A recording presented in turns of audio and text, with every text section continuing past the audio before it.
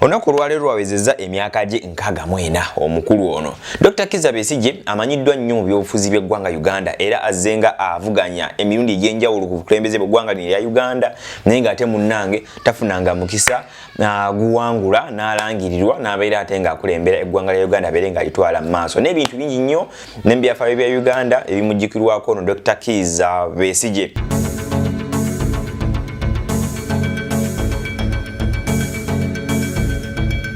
Wow, nkwebaza okola okusala okukyasinza okuba okulungi ne weekuumira wano ku Good Talent. This is Good Talent Management. Yakubuuzaako simulala linnya lyange nze Sonko Muhammad.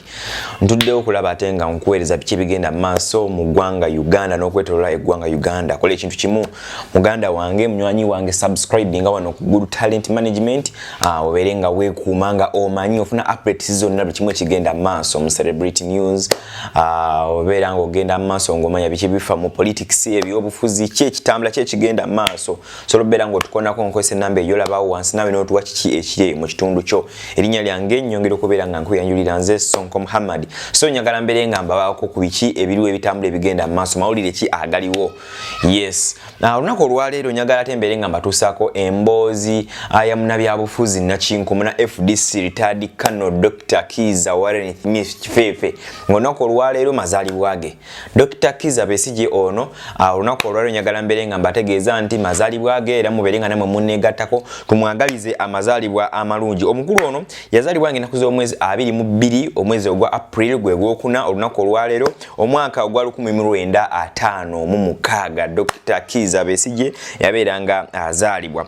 Olunaku olwaleero lwawezezza emyaka gye 64 omukulu ono. Dr. Kizza Besigye amanyiddwa nnyo mu byobufuzi by'eggwanga Uganda era azzenga avuganya emirundi egy'enjawulo ku bukulembeze bw'eggwanga lino erya Uganda naye ng'ate munnange tafunanga mukisa guwangula n'alangirirwa n'abeera ate ng'akulembera eggwanga lya Uganda abeere ng'alitwala mu maaso. N'ebintu bingi nnyo n'ebyafaayo bya Uganda ebimujjukirwako ono Dr. Kizza Besigye.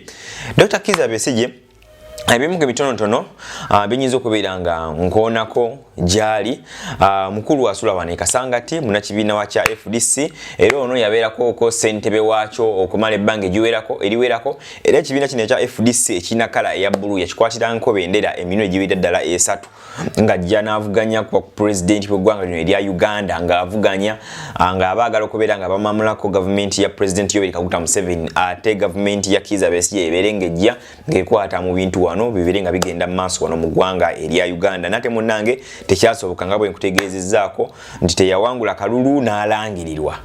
Oba okiraba bwe kityo bwe nina okukikunyonyera obeere nga okitegeera. Omukulu n'aweereza emyaka 64 yalwanirirako ku ggwanga lino erya Uganda era y'omu ku bantu abali ku kkulu ya pulezidenti Yoweri Kaguta Museveni ne balumba ensiko ne bakuba embundu. Bakuba emmundu baneeno era ye omulimu gwe yasinga okubeera ng'akola mu nsiko omunene gwali gwa kujjanjaba abo abaali abayeekera abali mu nsiko nga balwanyisa gavumenti eri mu biseera ebyo ebeere ng'evaako ate gavumenti eyaabwe ebeere ng'ekola ki munnange ebeere ng'ejja. Twawulirako mbu bano baayina embeera egamba nti munnaabwe wa spearheadinga n'awangula obukulembeze bw'eggwanga lino erya Uganda ajja beera ng'akulemberako emyaka ebisanja nga 2 n'omulala ajja akwatemu n'omulala akwatemu.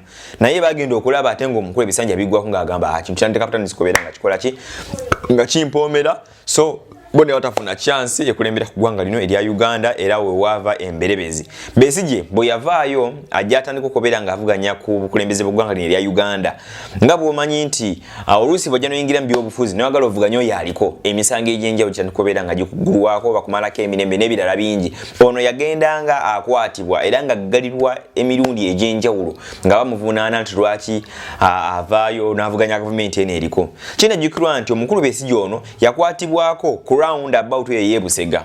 Genda olabe Busega wali ebyennyanja.